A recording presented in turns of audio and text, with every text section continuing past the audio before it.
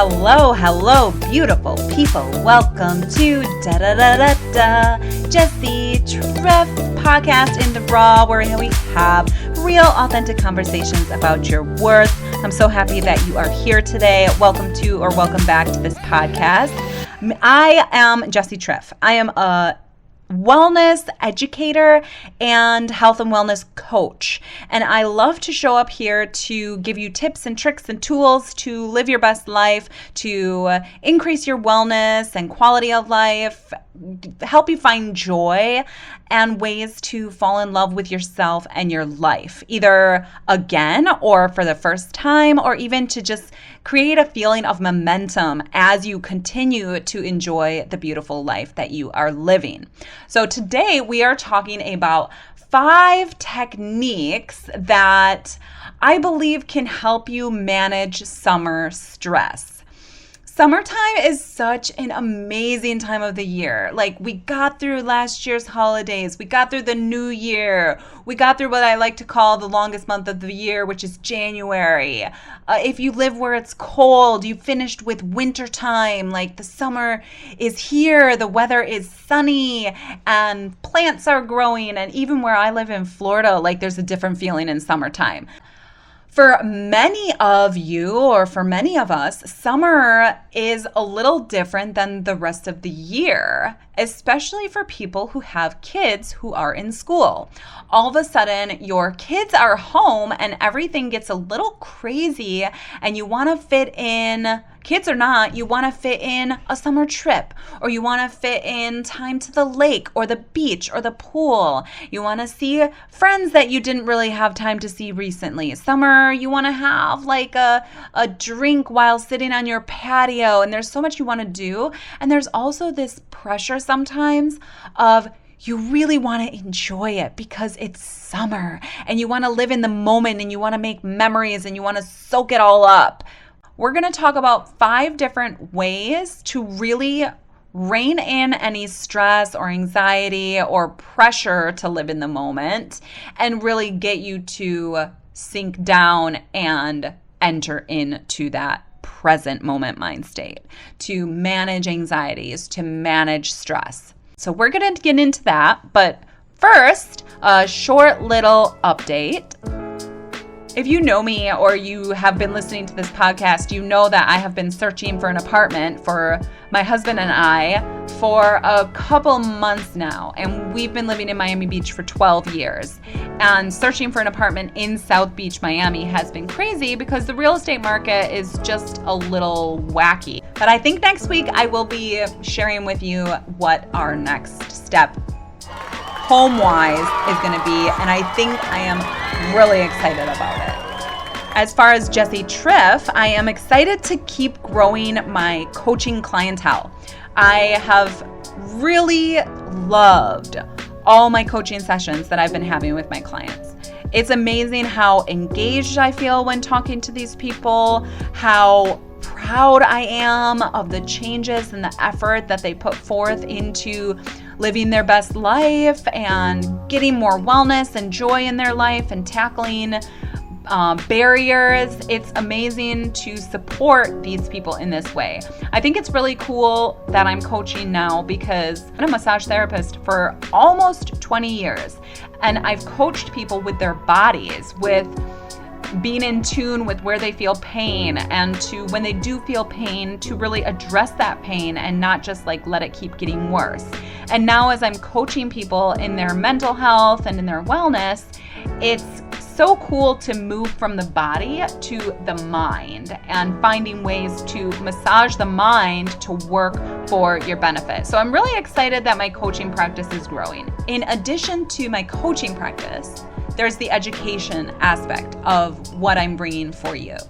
The education that I'm bringing is mainly focused around health and wellness, how to shift your mindset, some tools to help you figure out ways to show up for yourself and others in a healthy way. A lot of times we just need some new tools. We may see where we make things harder than they need to be, and we don't know how to move forward in a more helpful way. So I'm going to continue to bring you tools to make that easier. So on that note, let's get into today's topic. The 5 summer stress management techniques to help you bring yourself into the present moment are 1, the emotional freedom technique, 2, progressive muscle relaxation, 3, breath work, 4, prayer and or meditation, and 5, binaural beats. So those are the 5 that we're going to go over today. And I have tried all of these. I have experienced all of these and their effect on my body and my mind, and I'll share a little bit of that with you with each one. But keep in mind, your experience will be your own. And like I've said since the beginning of Jessi Trif, self-care is self-discovery. As you are trying these things, you may find that you don't like one. You may find that you love another one. You may find that one triggers you and it really gets you to move into a healing of past trauma. You may find that one helps you for 5 minutes and then you have to and then you start to feel anxiety again. As you do this self-care of managing your stress, you are discovering more about yourself. You're discovering what helps you manage stress and what helps you feel better. And that is so important to know. It is so essential to a good life to know what it is that helps you feel better. So these are 5 tools, 5 techniques. So let's start with the emotional freedom technique. It's also called tapping. And if you've never heard of this before, it is based on the meridians in the body. So like in acupuncture, in shiatsu, in traditional Chinese medicine, there's these meridians that run through the body. And they're like energy lines, but also there is even physiological, like in your body, there are different more nerve receptors in these meridian lines. So the emotional freedom technique focuses on the end points of some of these meridian lines. And I'm oversimplifying, but so emotional freedom technique or tapping is a sequence of tapping with your fingers on different parts of your body while you say some statements. Some research with the emotional freedom technique, there's actually been a lot of research, and it is so interesting because with all of this research, it's really been proven that emotional freedom technique is extremely effective. Not only is it effective with managing like a little bit of anxiety, but it's also effective in depression, anxiety, moving through trauma. So if you when there's deep trauma, emotional freedom technique really can help to move you through the uncomfortable emotions and really to even bring them up so that you can move through them. But what we're talking about today is emotional freedom technique just to move you more into the present moment. Summarizing the findings of this meta-analysis, which is like a bunch of different studies were reviewed and piled together. This meta-analysis found that 1, tapping has a proven effect on moving through a traumatic event when you're an adult.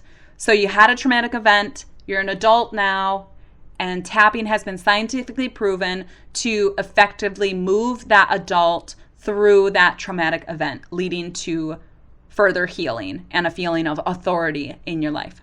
And 2, EFT helps a person to understand their emotion that they're feeling and allows them to understand how to handle that emotion in a positive manner. So that being said, tapping, the emotional freedom technique or tapping, is an excellent technique when you're feeling overwhelmed. It's an amazing technique when you're feeling stressed or you feel like there's a day or an experience that just isn't going or didn't go the way that you wanted it to, and you just feel kind of yucky, or you feel upset that nobody came to your party, or you feel discouraged because you forgot your kid's birthday was coming up and they don't have the toy. You just have these like yucky emotions maybe in this summertime season, and you really want to get back and feeling good so that you can enjoy these days. Tapping is an amazing technique to be able to move through those emotions, understand where they came from, and deal with them in a positive way. So what does tapping look like? How do you do tapping? So if you're really interested in this one, I would recommend going to YouTube and searching tapping session or emotional freedom technique session, DIY, anything like that. You can follow a YouTube video while you do this. But generally what it is you start with a statement that's like, even though I forgot my kid's birthday, I deeply and completely accept myself. And you tap your fingers of one hand on the outside of your other hand. And I know this is hard to visualize, but I'm just going to give you a little review. So as you're tapping on the outer palm of one hand with your fingers of the other hand, you say, even though I forgot my kid's birthday, I deeply and completely accept myself. And then you move on to some other points. You repeat that phrase like 3 times while you're tapping on your hand. And then you move to some other points and you kind of expand on that feeling that you feel. So you'll move to the inside of your eyebrows with both fingers or even one finger and say, this guilty feeling. And then you tap on your inner eyebrows and you say, this guilty feeling. And then after you do that for a little while, then you move to the outside of your eyebrows, like the outside of your eye, almost on your temple. And you're like, this feeling like I'm a bad parent. This feeling like I'm a bad parent, while you tap on your inner eyebrow. And then after you do that for a bit, I think like 12 times maybe, I don't know, I'm just pulling that out of a hat. And then you move to below your eye, like kind of on the top of your cheekbone, and you go with a new one on that feeling that maybe came up. And you're like, this feeling that I've failed. And then you tap for a while, this feeling that I've failed. And then after that, then you go to below your nose, but above your lips, that little like kiss point. And then you tap there, like this feeling like I'm not good enough. This feeling that I'm not good enough for the people I love. And you can move it to whatever statement you feel. But if you tap on one statement and then move to a new statement at the new tapping point. So you're tapping below your nose and above your lips, this feeling that I feel the ones I love, or whatever it is. Then you move to below your lip, like kind of on your chin, and you tap a new one. This feeling I can't succeed at anything. This feeling I can't succeed, on your chin. You tap on your chin. And then move to a new one, and you're going to go to your collarbone, like kind of below your collarbone. And you'll tap there, this horrible guilty feeling. This horrible guilty feeling. And what you're doing is you're really feeling that emotion. You're allowing that emotion to move through your body. You're not suppressing it. You're really feeling what it feels like and digging into it. This horrible guilty feeling while you're tapping below your collarbone. And then you tap like kind of on the outside of your ribs below your armpit, and you tap and you tap and you say, this feeling I just not showing up. This feeling I can't show up for myself and others. This feeling that I can't show up. And then you tap under your armpit, kind of on your ribs. And then you move to the last one, which is at the top and the center of your head, like just at the very, very top of your head, like the crown chakra. And you tap on the top there just with like one hand, or you can use 2 hands, whatever feels good. And you say a final phrase, and you say, this feeling I don't love my kid, or something like that. This feeling that I don't have enough love to give. This feeling I don't have enough love. And you move through that session and you feel that emotion. And emotional freedom technique is so powerful. Like I've done this when I've just felt yucky or I've been processing emotions, and it's got me tearing up. It's got me triggered. It's got me feeling like I'm just like releasing things. And it's got me to dig into emotions in a way where I'll move through an emotion and have clarity and see an even deeper emotion underneath the surface one that I was feeling. So it really allows you to tap into your body's intelligence and to show up for yourself. So after you do that one, and you may need to repeat that quote unquote negative emotion. Emotions aren't really negative because they're really just trying to tell us something. But of course, the emotion that we went through with that fake tapping session was more of a lower vibration. It was a difficult emotion, a hard one to feel. It doesn't feel good. So first, you may need to move through that emotion that doesn't feel good for 1 or 2 or 3, however many rounds you need to go through with all that tapping. But then you can move into a round where you're bringing in what you do want to feel. So then you'll tap the outside of your palm and you'll say, even though I'm an amazing parent, I deeply and completely accept myself. Even though I'm an amazing parent, I deeply and completely accept myself. And then you'll move on to the different taps and you'll say, this feeling of success, this feeling of showing up, this feeling of being dependable, this feeling of pride, this feeling of love. And then you'll move through those positive feelings. So that is the emotional freedom technique. And that's just a general overall summary of what a session feels like. And the thing with emotional freedom technique is part of the power comes from actually saying these things out loud. And when I first started to learn this technique, I kind of shied away from that because I was like, oh, how can I do this? Oh, somebody's going to hear what I'm saying. Oh, I don't want everybody to know my inner world. But any resistance that you have is worth it to find a way to move through that resistance because of how powerful and effective this technique is. So you really do need to be able to say these things out loud because it's helping you to hear it in your auditory sense. You're hearing it, you're feeling it, you're touching your body, you're moving your lips, and it's so overall involving your entire body.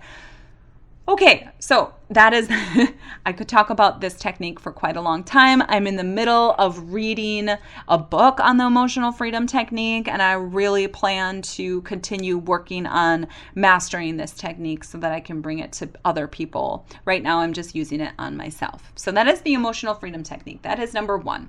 So the second one is progressive muscle relaxation. And progressive muscle relaxation is very interesting and it is very easy to do. What this is it's kind of like if you tense up your body and then you let it go. And we'll go into a little more detail. But what about a little bit of research on progressive muscle relaxation? This one I didn't find as much research, but I didn't really dig for too long. But the study I found on this one was done on college students, like first semester college students who were really stressed and anxious with their studies and getting into school. So they had them do this progressive muscle relaxation. And what they found was there was actually a proven decrease in cortisol. Cortisol is the hormone that is like our stress hormone. So these college students who practice this progressive muscle relaxation actually had a physiological decrease in their cortisol. And they found that it helped to lower their anxiety, it lowered their depression, and it helped their sleep. They felt like their adrenaline wasn't so high. They felt like they could manage their studies better. I like this one if you are really busy one day or like something happens that was really stressful and you just can't shake it. Like if you almost hit a deer, or if you held a huge party and you were on adrenaline and running all around and like cutting watermelon and grilling hot dogs and running around children, and some kid fell in the pool and there was like some kind of injury or something like that, and you were running around all day and you can't just shut it off, but you want to enjoy this night, or you want to get back in your summer mindset for tomorrow because you have a day at the beach or something like that. but you have all this stress built up and you feel like you were just like running for your life all day. That's where I see progressive muscle relaxation really helpful. Or if you're just like ruminating and you have so much anxiety and you just can't shake it and your shoulders are tense and your whole body is tense, that is also what I think progressive muscle relaxation would be really helpful for. So, and also another interesting thing with this, and I keep repeating this story whenever I talk about progressive muscle relaxation, but it's because it helps me make sense of it in my mind. So when, like, let's say there's a zebra in a field in Africa, and a lion finds this zebra and he's like, oh, that zebra looks so delicious. I'm going to chase that zebra down and I'm going to eat him. So the lion starts chasing the zebra and the zebra's running for his life and he really doesn't want to die because he has a summer party tomorrow with his zebra friends. So he's running for his life and his adrenaline is so high and the lion just can't catch him and the lion's like, screw it, I'm going to go have I guess I'm going to be eating bark for lunch, whatever. So the zebra finally gets away, but he was just chased by a lion and he was almost going to be that lion's dinner. So what's he going to do when he realizes he got away? He isn't just going to stop running and keep walking to his friends. He's actually going to spend a lot of time shaking. Like he is going to shake so hard and just like shake it all off. You'll see him, he's like shaking off the adrenaline and the stress of that run for his life. When do we shake? When do we shake off a stressful situation? When do we, stop what we're doing, stop the stress, stop the go, and sit there and just like shake it all off? When do we do that? Not very often. I actually do it more. Like sometimes when something stressful happens, I'll just like shake a little bit. But progressive muscle relaxation is a form of that. It's not just standing there and shaking, which also feels good, and I would recommend that. But progressive muscle relaxation is where you actually lay down and tense a part of your body. You tense one muscle group.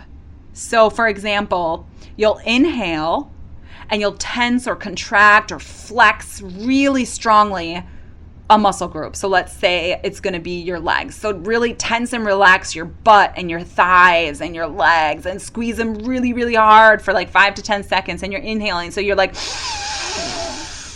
and then exhale and suddenly release the tension. Like release the tension like quickly, not slowly. So you're inhaling, tense, tight, and then release it all as you breathe out really quickly.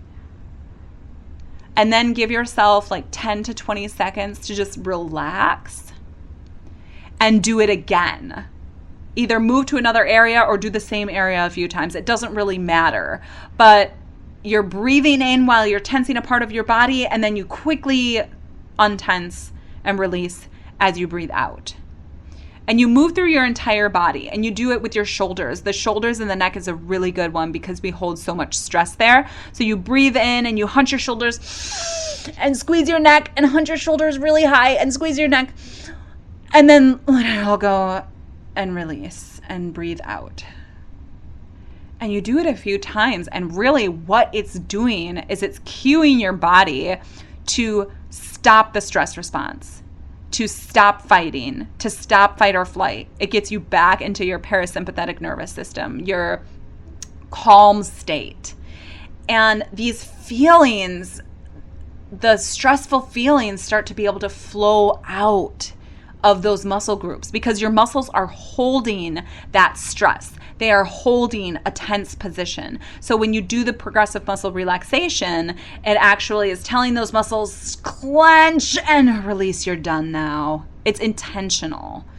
So this technique is amazing, especially if you're having a hard time falling asleep, because you may be having a hard time falling asleep because you're still in go, go, go. So if that's something that you experience, doing this progressive muscle relaxation, even while you're sleeping in bed, well, not sleeping, even while you're laying in bed and trying to get to sleep, it can really help your body get to a point of relaxation and calm. So that is the second one. And you can look up a YouTube video on any of these things. This one, you can even just look up you can Google progressive muscle relaxation, and it'll give you like a quick little how-to on how to do it. But this one's so easy. It's so easy to do. All right, so that is that one. So now let's move on to the third one. So the third technique for managing summer stress that I am recommending for you today is breath work. I know I've mentioned breath work quite a lot on this podcast, and I'm sticking to it because I love breath work. There are so many different ways to do breath work. Like there's countless ways to incorporate breathing into your stress management. And the research studies on this technique are insane. There are so many, and they're all pro breath work. They're all showing the effectiveness on breath work. But the study that I looked at was a simple one on how breath control can change your life, a systematic review on psychophysiological correlations of slow breathing. So what this study found is that slow breathing techniques enhance your nervous system activity. So it'll help get you back in a calm nervous state. And it also helps with thinking and stress management and moods and how you function. Even your cortisol again comes up. Your cortisol decreases. Breath work, especially slow breathing, helps with emotional control, psychological well-being. It does this in two ways, this study found. One is actually the regulation of the internal body systems and states. So the breath work actually works with your hormone system, your organs, your muscles, and your lungs. The slow breathing actually works with all those internal body components. But the other interesting thing that this study found was that even just the air going in and outside of your nose has an effect on the olfactory bulb. So like your olfactory bulb is inside your nose. So even just that tunes the activity in that area of your body. So even just the air coming in and out has an effect on your stress management and anxiety and mood and thinking and all of that stuff. Even just the air going in and out. So I think that's wild. So like I said, there are so many different ways you can practice breath work, but if you've never thought about your breath, just take it easy in the beginning. Just instead of feeling stressed, just start breathing deeply and breathing slowly. But I want to walk you through one that I really like because it shows you how the air and the oxygen can feel in your body and all the different areas of your torso that air can go. So what I'm going to do is I'm going to walk you through this breathing technique where you're breathing in this entire time, but you're starting with breathing into your belly, and then you start bringing that same inhale of breath up into your ribs, and then you bring that same inhale of breath up into your chest. So it's the same inhale, but you're bringing it in to different parts of your body, and then we'll move through breathing it out. So with the awesome thing about breath work is that you can do it anywhere and you can do it anytime. Nobody needs to know that you're doing some breath work. You don't need to set aside half an hour in a dark space to do breath work. You can literally do it when you're pushing your shopping cart around the grocery store. You can do it while you're parked in your driveway. You can do it while you're sitting around the campfire talking to your friends. You can do breath work at any time. And even with 1 or 2 breaths, you're already starting to feel better and to let go of stress or let go of some anxiety, and you're already getting into a more relaxed present moment state. All right, so I want you to take 1 deep breath to start without moving us into our body. Let's take a couple deep breaths.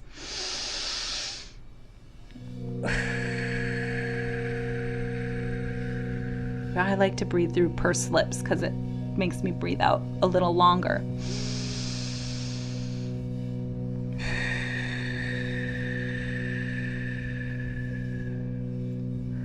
So now I want you to try to breathe in pretty slowly. And as you're breathing in, I want you to put that air in your belly. And then move that air up into your ribs. And expand your ribs. And then expand your chest with that same air. And then as you breathe out, cave in your chest or let your chest release that air. Then let your ribs release that air. And then let your tummy release that air. So I don't know how much air you can breathe in and out, but I'm going to estimate. So let's do that again. Breathe in to your belly. And then into your ribs, flying them out. And then into your chest, expanding your chest as big as it can go. And then breathe out. Breathe the air out of your chest. Breathe the air out of your ribs and out of your lower belly. One more time. Breathe into your lower belly. Into your ribs, expanding your rib cage, and into your chest. And as you finish inhaling, think about that air filling up your neck and your head and expanding towards the sky. And then bring that air back in. Start breathing out, letting it out of your chest, letting it out of your ribs, letting it out of your lower belly, and squeeze your lower belly. Squeeze all the air out. And that's an example of a breath work that you can do. What I like about that one is it makes me pay attention to where I'm putting the air in my body, which gets me into the present moment. I can't think about my stresses. I can't think about what I have to do. I can't think about other things when I'm thinking about breathing in and out and where I'm putting that air in my body. If that one seems a little bit difficult for you in your body and you're having a hard time controlling where the air is going in your body, you can do a box breath where you can even start with, let's start with 4. So you breathe in for 4, hold it for 4, 3, 4, breathe out for 4, 1, 2, 3, 4, hold your breath out for 4, 1, 2, 3, 4, in for 4, 1, 2, 3, etc., etc. So you're really doing a box breath that you're doing 4 or 6 or 8 for each one of those. Breathe in, hold, breathe out, hold for all the same seconds for each one. So that's breath work. And one more thing about breath work is that you really can't do it wrong. Like, as long as you're paying attention to your breath and starting to breathe deeper and slower, you can't do it wrong. So just try it. See what you like. See if this one helps you get back into the present moment and let go of some of that stress. So on to the next one. So the next one is prayer and meditation. And I put these into the same category because for me personally, in my life, they're very similar. For you, they may not be similar, but pick one, pick both, whatever you want. Both prayer and meditation calm your nervous system. They work in a special area of your brain. Especially prayer works with the limbic system. It gives this sense of connection and belonging that really nothing else can accomplish. So with prayer and meditation, your nervous system calms down. It shuts down your fight or flight response. It can make you less reactive to negative emotions and less angry. And the biggest difference with prayer and meditation, I found this interesting. So whether or not you agree with this, I thought this was interesting. So prayer is kind of more of a conversation. Like prayer is making your requests or opening up gratitude to someone, something, to the all-powerful. So it's more of a conversation, thanking and asking and looking for comfort and having this conversation with God. And meditation, maybe it's more like a reflection or a feeling of connection without actually having a conversation. It's more like an observation. So there are two different things in this kind of overview or concept that I found while looking up the similarities and differences. But both of them facilitate a feeling of connection, of something bigger, of meaning, of love, support, divinity, guidance. And they really, both of them really bring a feeling of peace and calm, which is hugely influential in our stress levels. So if you are feeling stressed or you're feeling overwhelmed, really starting to include a prayer practice or a meditation practice into your daily life, somewhere maybe in the morning or in the evening or randomly throughout the day, it really doesn't matter. It's what works for you. But including a meditation or prayer practice, there's no way that it cannot help you with your stress levels. It activates the parasympathetic nervous system. It helps you manage emotions. It decreases cortisol. And like we said, it really creates a feeling of connection, of something bigger. So that one is a short one, but really, really huge. So prayer and meditation to manage summer stress levels and help you live in the moment. And one more thing about prayer and meditation is just that we had a podcast a few weeks ago on gratitude. And I feel like prayer and meditation really help us feel that gratitude. We express thanks for who we are, that we're here, what we're given, what we're experiencing. And the more gratitude we feel, the more gratitude we express and experience, the less room there is for that stress, that anxiety, that overwhelm. There's less room for it. So that is the fourth one. And lastly, the fifth one.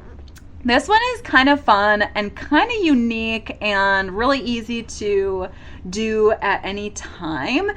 And I have found that I love to use this one randomly, especially while I'm working and seeing just the unconscious benefits of using this one. So this is binaural beats.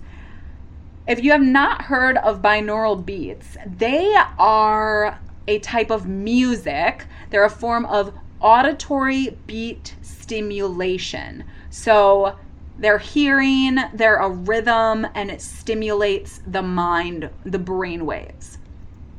It's where two tones that vary slightly in frequency are played into each ear. So they're great if you use them with headphones because they're really pushing these frequencies and tones differently in each ear.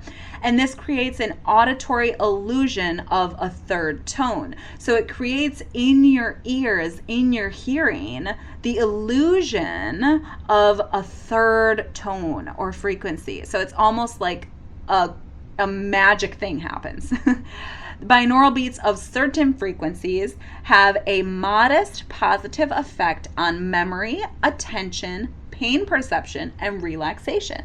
So these different binaural beats have different focuses. There's binaural beats for managing pain. There's binaural beats for focus, for sleep, for stress management, for depression, for anxiety, for waking up, for going to sleep. There's binaural beats with a focus for all sorts of different things.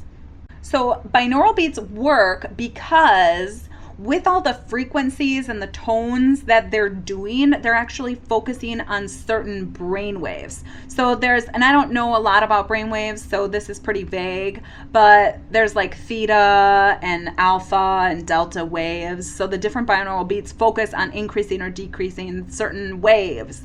And when you listen to binaural beats, the brain almost wants to kind of synchronize or match what it is hearing. So when these different brainwave frequencies are introduced, it changes the mental activity or it changes the brain activity. So it's really interesting. Now, as for research studies and evidence that binaural beats work, quote unquote, it's kind of mixed. Like there's some that support it, there's some that don't. But in my personal experience, I have found it to be extremely calming and helpful when I want to relax, like shut it down at the end of the day, or when I'm trying to get to sleep, or especially when I'm trying to kind of like focus. So a lot of times I'll play it when I'm reading or I'm working on schoolwork. So there have been a few really interesting studies, I find these interesting, where they played binaural beats for people before they were going into like a dentist appointment or an operation. They played binaural beats for these people. So for example, this one study of 104 patients undergoing an elective surgery, so like a not life-threatening surgery, found that receiving binaural beats using this certain delta frequency, it significantly reduced their anxiety before surgery. So that is really cool. So if it reduces your anxiety before you're going in for surgery, it will probably reduce your anxiety before you go on your huge picnic, or before you go on your fishing trip, or before you take your kids to camp. So it will probably reduce your anxiety. And I include this one last because it's the one that has the least amount of research and the least amount of support, but it's also kind of new, I believe. And I really like this one. And it's so easy to do. Like you can just go on YouTube, or you can go on iTunes or whatever music you listen to and just pump in binaural beats. And it's spelled BINAURAL beats. Binaural beats. It's like two hearing beats. So I include this one last because like I personally really love it, and I sort of would like to know if you find a use in it. Like just try it and let me know. What do you think about binaural beats? Do you like them? Put your headphones in and give it a shot. Sometimes they just make me feel so good, like almost like meditation. I love listening to binaural beats while I'm doing some kind of like meditation combined with deep breathing. So these different things can sometimes be, especially these last three, prayer, meditation, binaural beats, and deep breathing, can all really be combined as well. So those are the 5 summer stress management techniques that maybe would help you live in the present moment during this fun, exciting, beautiful weather, sunny, fun season. And again, they are emotional freedom technique, which is tapping, the progressive muscle relaxation, which is tensing your body, breath work, meditation and prayer, and binaural beats. There are so many more methods to manage stress, to manage anxiety, to get back in the present moment, to live in the now. There are countless techniques, and all of this is a practice of mindfulness. It's all a practice of being aware of where you are and really enjoying this gift of life that we're given. And sometimes just having practical tips is super helpful. So I encourage you to try one of these this week, at least one, and enjoy how it makes you shift from stress into a more calm demeanor. And also this summer, just really take off your shoes and rub your feet in the grass and ground down into this beautiful life that we have. There's our podcast for today. I can't wait to talk to you next week. Until then, stay shiny and fill your heart with gratitude, because that is what I am working on doing too. I love you all, and thanks for being here. Ciao.